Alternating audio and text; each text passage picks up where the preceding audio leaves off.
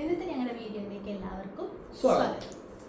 ഇന്ന് നമ്മൾ വന്നിരിക്കുന്നത് ഒരു കുട്ടി Q&A ആണോ എന്ന് വെച്ചാൽ അല്ല, കാരണം Q&A നമ്മൾ ആദ്യം ചെയ്തിട്ടുണ്ട്.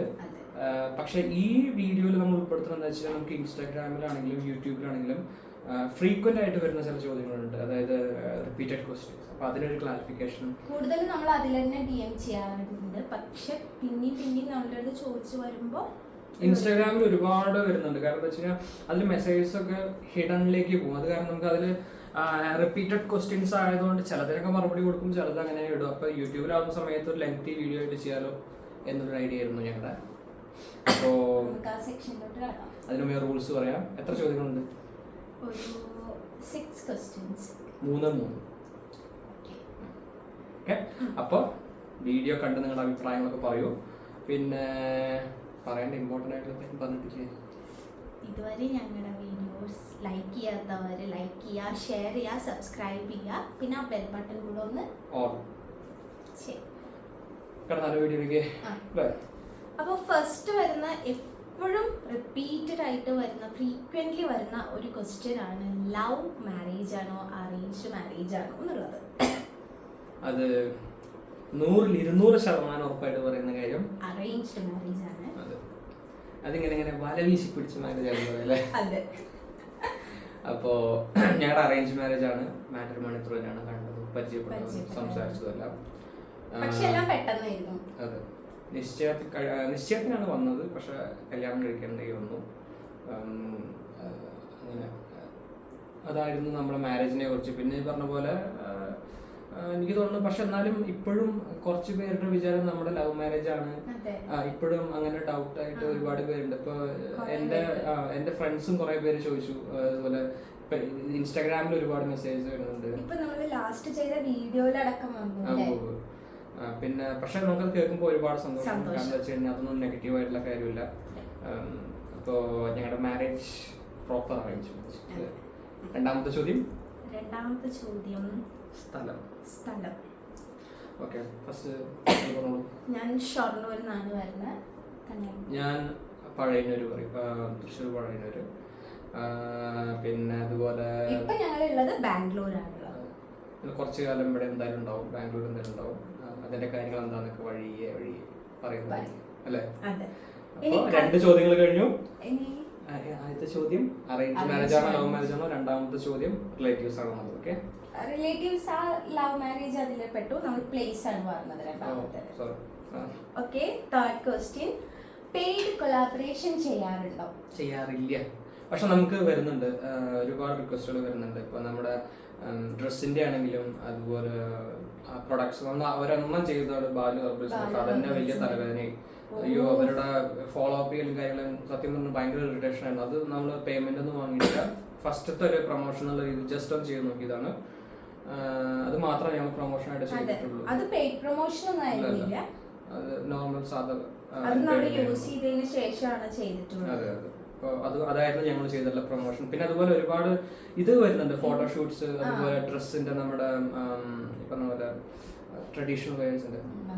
അപ്പോൾ അങ്ങനെ കുറച്ച് വരുന്നുണ്ട്. പക്ഷെ അതൊന്നും നമ്മൾ ഇതുവരെ എന്താ പറയാ തീരുമാനിച്ചിട്ടില്ല എന്ത് ചെയ്യണം എന്നുള്ളത്. അവര് പറയുന്നത് നിങ്ങളൊരു തീം കൊണ്ട് നമ്മളെല്ലാ സപ്പോർട്ടിങ് കാര്യങ്ങളും ചെയ്യാൻ തീം കൊണ്ടുവരും. പക്ഷെ നമുക്ക് എന്താ വെച്ച് കഴിഞ്ഞാൽ അവര് ഇങ്ങോട്ട് മെസ്സേജ് അയക്കുമ്പോൾ ഞാൻ ചിന്തിച്ചെന്ന് വെച്ചാൽ അവരൊരു തീം കൊണ്ടുവന്നു കഴിഞ്ഞാൽ കുറച്ചും കൂടി ഹെൽപ്ഫുൾ ആയിരിക്കും. നമ്മള് അവരൊരു കോസ്റ്റ്യൂം തന്നിട്ട് തീം, കാരണം നമ്മൾ റീൽസ് ചെയ്യുന്നത് പ്രത്യേകിച്ച് തീമൊന്നുമില്ല, റാൻഡംലി ഉള്ള വീഡിയോസ് എടുത്തിടുന്നു, അത്രയൊക്കെ തന്നെ ഉള്ളൂ. അപ്പൊ അതുകൊണ്ട് അതെനിക്ക് പറഞ്ഞ പോലെ അവര് ഡിസൈഡ് ചെയ്ത് തരികയാണെങ്കിൽ നമുക്ക് അക്സെപ്റ്റ് ചെയ്യാൻ പറ്റുന്ന കണ്ടന്റ് ആണെങ്കിൽ നമുക്ക് ചെയ്യാം എന്നുള്ളതാണ്. വീഡിയോന്റെ ഇടയിൽ ഒരു കാര്യം പറയട്ടെ, ഭയങ്കരമായിട്ട് ഇൻഫെക്ഷൻ ഉണ്ട് എനിക്ക്. അപ്പൊ അതിന്റെ ചെറിയ ബുദ്ധിമുട്ടുണ്ടാവും. അപ്പോ അത് ഇപ്പൊ അവർക്ക് എല്ലാവർക്കും, ഇപ്പൊ എനിക്ക് അച്ഛനും അമ്മയ്ക്ക് വന്നു. എനിക്ക് തോന്നുന്നു ക്ലൈമറ്റിന്റെ ആണോ എന്താന്ന് പറഞ്ഞാൽ അലർജിക് പ്രോബ്ലം ആണോന്ന് അറിയില്ല. അപ്പൊ അതിന്റെ കുറച്ച് പ്രോബ്ലംസ് ഉണ്ട്.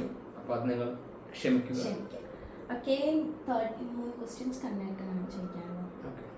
നെഗറ്റീവ് കമന്റ്സുകൾ എങ്ങനെ ഹാൻഡിൽ ചെയ്യുന്നു? ഞങ്ങൾക്ക് പ്രത്യേകിച്ച് അങ്ങനെ കൂടുതൽ നെഗറ്റീവ് കമന്റ്സ് അധികം വരാറില്ല. കൂടുതലും നമുക്ക് പോസിറ്റീവ് ആയിട്ടുള്ള കമന്റ്സുകൾ തന്നെ വരാറ്. പിന്നെ വരുന്നത് നമ്മളെങ്ങനെ, അത് ഒന്നാമത് നമ്മളെന്നെ ബാധിക്കുന്ന കാര്യമല്ല. പക്ഷെ ഇത് രണ്ട് പെർസ്പെക്റ്റീവ് ഇതിലുണ്ട് കേട്ടോ. കാരണം എന്താ വെച്ചാൽ ഫാമിലി വ്യൂ പോയിന്റിൽ കാണുന്ന രീതിയിൽ കൊടുക്കുന്ന ഒരു ഇതുണ്ട്. ഇപ്പൊ ഇൻഡിവിജ്വൽ ആയിട്ട് എനിക്ക് ചില കാര്യങ്ങൾ ഇഷ്ടപ്പെടാത്ത മറുപടി കൊടുക്കുന്നുണ്ട്. ഇപ്പൊ എനിക്ക് ഒരു നെഗറ്റീവ് കമന്റ് വരികയാണെന്നുണ്ടെങ്കിൽ പൊതുവെ ഞാൻ ആദ്യം കുഴപ്പമില്ലാത്തതാണെങ്കിൽ ഞാൻ വിടും. ഞാൻ മെസ്സേജ് ഈ പറഞ്ഞ പോലെ മറുപടി കൊടുക്കുന്നില്ല. അപ്പൊ വീട്ടിൽ നിന്ന് ഫാമിലി ആണെങ്കിലും അവർ പറയും ഇഗ്നോർ ചെയ്താൽ മതി പറയും. പിന്നെ ചിലത് കാണുമ്പോ നമുക്ക് തന്നെ ചൊടിച്ചു വരും. എത്ര നമുക്ക് സമയത്ത് അത് അവര് അതെല്ലാം പിന്നെയും പിടിച്ചുകൊണ്ടേ ഇരിക്കുക, നെഗറ്റീവിൽ തന്നെ പിടിച്ചുകൊണ്ടേ ഇരിക്കുമ്പോ നമ്മൾ എന്തെങ്കിലും മറുപടി കൊടുക്കാറുണ്ട് പൊതുവെ. ചില സമയത്ത് കൊടുക്കും, ചില സമയത്ത് ഞാൻ അതൊരു പബ്ലിക് പ്ലാറ്റ്ഫോമോ നോക്കാറുന്നില്ല. കാരണം എന്താ വെച്ച് കഴിഞ്ഞാൽ അത് അവർ അർഹിക്കുന്ന മറുപടി നമ്മൾ കൊടുക്കണം. അത് നമ്മളെ ചൊടിപ്പിച്ചിട്ടൊന്നല്ല, പക്ഷെ നമ്മൾ എല്ലാ കാര്യത്തിലും അങ്ങനെ സൈലന്റ് ആയിട്ടിരിക്കേണ്ട ആവശ്യമൊന്നുമില്ല അല്ലെ. അപ്പൊ അതുകൊണ്ട് ചില സമയത്ത് നമ്മുടെ മൈൻഡ് സെറ്റ് പോലെ കിട്ടാം. ചില സമയത്ത് ഞാൻ ഭയങ്കര കൂൾ ആയിട്ടിരിക്കുകയാണെങ്കിൽ എന്തൊരു വിഡ്ഢിത്തരങ്ങൾ പറയണു അത്രേ ഉള്ളൂ. ചില സമയത്ത് നമ്മുടെ സിറ്റുവേഷനും കൂടി നമ്മൾ എപ്പോഴും കൺസിഡർ ചെയ്യണമല്ലോ. എപ്പോഴും നമ്മൾ മറ്റുള്ളവരുടെ സിറ്റുവേഷൻ മാത്രം കൺസിഡർ ചെയ്തിട്ട് കാര്യമില്ല. അപ്പൊ അത് ഡിപ്പെൻഡ് ചെയ്തിരിക്കും നമ്മൾ മറുപടി കൊടുക്കണം. അടുത്തത് ബിഗ് ബോസ് കാണാറുണ്ടോ? ആരെയാണ് സപ്പോർട്ട് ചെയ്യുന്നത്? ബിഗ് ബോസ് കാണാറുണ്ട്. ലൈവിൽ വരെ ഞാൻ ഇന്ന് കാണാറുണ്ട്. ഇവള് പിന്നെ വലിയ താല്പര്യം കാണിക്കാറില്ല. പക്ഷെ എന്നാലും ഞാൻ കാണിക്കാറുണ്ട്. നാട്ടിൽ പോകുന്ന സമയത്ത് ഞങ്ങൾ എല്ലാവരും ഒന്ന് കാണും. അവിടെ വീട്ടിൽ അച്ഛനമ്മയെ കാണും. എനിക്ക് തുടങ്ങിയ സമയത്ത് ബിഗ് ബോസിൽ ഇഷ്ടം ഉണ്ടായിരുന്നത് ശ്രീധുനായിരുന്നു, പിന്നെ റോക്കി ബായ്. പക്ഷെ റോക്കി ബായ് ചെയ്ത് ഞാൻ ഒരിക്കലും അക്സെപ്റ്റ് ചെയ്യുന്ന കാര്യമല്ല. കാരണം ഒരു പ്ലാറ്റ്ഫോമിൽ ചെയ്യാൻ പറ്റുന്ന അതുകൊണ്ട് നമ്മൾ അതൊന്ന് മാറി. പിന്നെ എനിക്ക് വന്ന കണ്ടസ്റ്റൻസിൽ കുറച്ചും കൂടി ആക്റ്റീവായിട്ട് കുറച്ചും കൂടി എനിക്ക് രസം തോന്നിയത് സിബിനൊക്കെ വന്നപ്പോഴാണ്, വൈൽഡ് കാർഡ്. ബാക്കിയുള്ളവരൊന്നും എനിക്ക് അത്ര വലിയൊരു അഭിഷേക് ശ്രീകുമാർ വന്നപ്പോഴും ഞാൻ കുറച്ച് വിചാരിക്കാം ഇപ്പം കുറച്ച് ഇതുണ്ടാക്കുന്നൊക്കെ. പക്ഷെ പുള്ളിയും വലിയൊരു ഇതൊന്നുമില്ല. ആദ്യത്തെ ദിവസം 2 ദിവസം ഒന്ന് കുറച്ച് വർത്തമാനങ്ങളൊക്കെ പറഞ്ഞ പിന്നെ അങ്ങനെ ഇതാവുന്നു. അതിന്റെ വീഡിയോ ഞങ്ങൾ ചെയ്തിട്ടുണ്ട്, കഴിഞ്ഞ വീഡിയോ. അത് കാണാത്തവർ പോയി കാണണം. തൊട്ട് മുമ്പത്തെ വീഡിയോ അതെ, തൊട്ട് മുന്നത്തെ വീഡിയോ. പിന്നെ വന്നിട്ടുള്ള അതാണ് ബിഗ് ബോസിന്റെ കൺസെപ്റ്റ്. ഇപ്പൊ എന്റെ ഫാമിലിയിലാണെങ്കിലും എനിക്ക് തോന്നുന്നു അച്ഛനമ്മയ്ക്കൊക്കെ സിബിനെ ആദ്യം ഇഷ്ടമായിരുന്നില്ല, പക്ഷെ പിന്നീട് അവർക്ക് ഇഷ്ടമായിരുന്നു എന്നാണ് എൻ്റെ ഒരു. കാരണം എന്താ വെച്ചാൽ അവരും പറഞ്ഞ് ഞാൻ കേട്ടിട്ടുള്ളത്. കാരണം ഞങ്ങൾ ഒരുമിച്ചിരുന്ന് വീട്ടിൽ നിന്ന് കാണുന്ന സമയത്തൊക്കെ അങ്ങനെയായിരുന്നു നമുക്ക് മനസ്സിലായത്. പിന്നെ അവരാരായിരുന്നു ഇഷ്ടമായത്? അമ്മ ആരെയും ഉണ്ടായിരുന്നു. അമ്മയ്ക്ക് ശ്രീധുവിനെ ഇഷ്ടമായിരുന്നു. അച്ഛനങ്ങനെ പ്രത്യേകിച്ച് ആരും പറഞ്ഞൊന്നും കേട്ടിട്ടില്ല. അപ്പൊ ഇതാണ് ബിഗ് ബോസിന്റെ ഞങ്ങളെ കുറിച്ച്. അത് ഇനിയിപ്പോ ഈ പറഞ്ഞ പോലെ നമുക്ക് അറിയാം ലാസ്റ്റ് ആരുടെ കയ്യിൽ കൊണ്ടുപോയി ഈ കപ്പ് കൊടുക്കുന്നത് നമുക്ക്. നമുക്ക് ബിഗ് ബോസിന്റെ ഫ്ലോ കണ്ടറിയാം എങ്ങോട്ടാണ് ഫ്ലോ ചെയ്യുന്നത്. നമ്മൾ ഈ ചോദ്യത്തിന് വലിയ പ്രസക്തി കൊടുക്കേണ്ട കാര്യമില്ല. അത് വിട്ട് അടുത്ത ചോദ്യം. ഏറ്റവും ഇഷ്ടപ്പെട്ട food, place to visit. Food എനിക്ക് ഫുഡ് പേഴ്സണലി ഇഷ്ടപ്പെട്ടത് വളരെ സിമ്പിളാണ്, ചപ്പാത്തിയും ചിക്കൻ കറി. അത് എവിടെ പോയാൽ ഏത് രീതിയിലുള്ള റെസ്റ്റോറൻറ്റ് പോയാലും ഞാൻ ഓർഡർ ചെയ്യുന്നതായിരിക്കും. കാരണം അത് എനിക്ക് ചെറുപ്പം തൊട്ടിട്ട് ഈ പറഞ്ഞ പോലെ ഏറ്റവും വീട്ടിലാണെങ്കിലും അതെ എനിക്കത് എത്ര കഴിച്ചാലും മടുപ്പ് വരികയില്ല.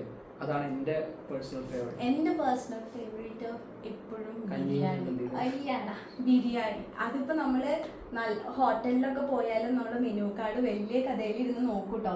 എന്നിട്ട് ലാസ്റ്റ് ഓർഡർ ചെയ്യുമ്പോൾ എന്താ പറയാ അറിയോ? ഒരു ബിരിയാണി. അങ്ങനെയാണ്. പക്ഷെ ഒരു ബിരിയാണി ഓർഡർ ചെയ്താലേ ആരേ കഴിക്കുള്ളൂ. അത് ശരിയാണ്. പേഴ്സണൽ ഫേവറേറ്റ് ഫുഡ് എനിക്ക് ചപ്പാത്തി ചിക്കൻ കറി, താങ്കൾക്ക് ബിരിയാണി. ഇനി പ്ലേസ് ടു വിസിറ്റ് കന്നഡം പറയൂ. എനിക്കോ? എന്നെ ഉപദ്രവിക്കാത്ത ആളുകളുള്ള ഏത് സ്ഥലം എനിക്കിഷ്ടമാണ്. മനസ്സമാധാനം കിട്ടുന്ന ഒരു ഏരിയ ഒഴിച്ച് ബാക്കി എല്ലാ സ്ഥലവും എനിക്കിഷ്ടമാണ്. എനിക്ക് നമ്മൾ എവിടെയോ പറഞ്ഞിട്ടുണ്ടായിരുന്നു നെല്ലിയാമ്പതിയിൽ പോണം. എനിക്കറിയില്ല അവിടെ എന്താ, എനിക്ക് വലിയ പിടുത്തം. ഞാൻ ഒരുപാട് പോയിട്ടുണ്ട്, പക്ഷെ എനിക്കറിയില്ല അവിടെ എന്താ അത്ര പ്രത്യേക. നല്ല ഇതാണെങ്കിൽ പറയുന്നുണ്ട് നെല്ലിയാമ്പതി പോകണം പറയുന്നുണ്ട്. ശരി, പോയി കളയാം. അത് ഞങ്ങൾ വീഡിയോ ആയിട്ട് ചെയ്യുന്നതായിരിക്കും. പ്രത്യേകിച്ച് കാണാമെന്നോടില്ല, എന്നാലും അവൾക്കൊന്നും കൊണ്ട് കാണിച്ചു കൊടുത്തിട്ട് വരാം. എന്താ എത്രയും പെട്ടെന്ന്. അതെ, അപ്പൊ ഇത്രേ ഉള്ളൂ നമുക്ക് ക്വസ്റ്റ്യൻസ്. അതെ, ഇത്രയൊക്കെ തന്നെ. പിന്നെ ഫാമിലിയിൽ ആരൊക്കെ ഉണ്ട്? അങ്ങനത്തെ അച്ഛൻ, അമ്മ, അനിയൻ, അതെ പാണ്ഡൻ, ഫിഞ്ചസ്, ജിമ്മി. പിന്നെ എക്സ്ട്രാ ഒരു ന്യൂ മെമ്പർ വന്നത് ഇവളായിരുന്നു നമ്മുടെ ഫാമിലിയിലേക്ക്. അപ്പൊ അങ്ങനെ മൊത്തം ഞങ്ങള് 6 പേര്. 6 hinges എത്ര 20 ഓ കൊറേ പേരുണ്ട്, വിരലിൽ എണ്ണാൻ പറ്റാത്ത അത്ര ആൾക്കാർ. അതെ, അപ്പൊ ഇതാണ് ഞങ്ങളുടെ ഫാമിലി. അപ്പോ ഇത്രയും ചില ചോദ്യങ്ങളാണ് നമ്മൾ എടുത്തിരിക്കുന്നത്. ഇനി വീണ്ടും റിപ്പീറ്റഡ് ക്വസ്റ്റ്യൻസ് വരെ നമ്മൾ അടുത്ത വീഡിയോ ചെയ്യാം. അപ്പോൾ ഈ വീഡിയോന്റെ അഭിപ്രായങ്ങളൊക്കെ നിങ്ങൾ ഇതിന് താഴെ അറിയിക്കുക. ഞങ്ങളുടെ ഫസ്റ്റത്തെ Q&A വീഡിയോ കാണാത്തവരുണ്ടെന്നുണ്ടെങ്കിൽ അത് പോയി കാണണം. നമ്മൾ ഫസ്റ്റ് ചെയ്തതാണ് ഇൻസ്റ്റയിലല്ല, നമ്മുടെ യൂട്യൂബിൽ ഫസ്റ്റ് വീഡിയോ. അതെ, Q&A. അപ്പോൾ എന്തായാലും ഞങ്ങൾ വീഡിയോ വൈൻഡ് അപ്പ് ചെയ്യണം. നമുക്ക് വീണ്ടും ഒരു വീഡിയോ ആയിട്ട് കാണുന്നവരെ ബൈ ബൈ. Bye bye.